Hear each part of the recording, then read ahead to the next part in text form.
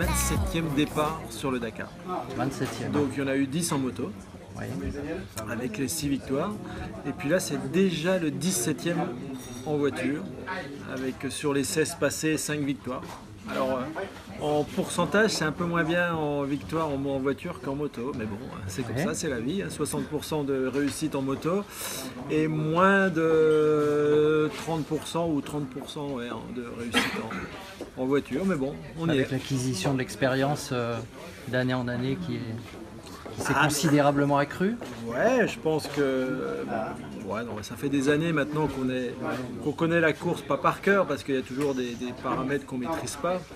Mais on a, avec mon copilote qui a encore plus d'expérience que moi, parce que je crois qu'il a 2 Dakar de plus, Allez.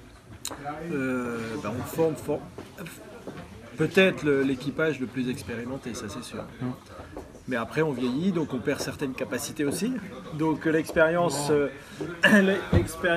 se renforce et avec les années qui passent, on perd un peu de réflexe, un peu de machin. Enfin, bon, ça va. On reste dans le coup quand même. Et du coup, comment vous avez appréhendé vraiment la préparation de ce nouveau Dakar? Tout d'abord, ça a été une préparation du véhicule à la nouvelle 2008. Elle a beaucoup évolué par rapport à l'année dernière, donc beaucoup de séances d'essais. Beaucoup de tests à la fois en France, en Espagne et puis au Maroc, des kilomètres, trouver les meilleurs réglages. Donc ça nous prend beaucoup de temps. Et puis après, pour une épreuve comme le Dakar, on essaie d'être le mieux préparé physiquement possible.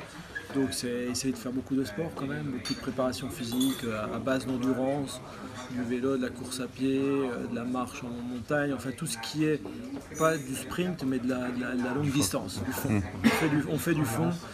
C'est pas primordial pour gagner un Dakar, mais en fait on passe beaucoup d'heures dans la voiture, dans des conditions qui sont extrêmes, des fois de température. Il peut faire jusqu'à 65 degrés dans la voiture pendant des heures et des heures.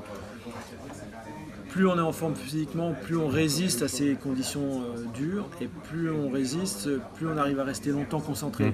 Quand on roule vite, ce qui est important, c'est d'être très concentré sur les pièges, les trous, les arbres et ainsi de suite.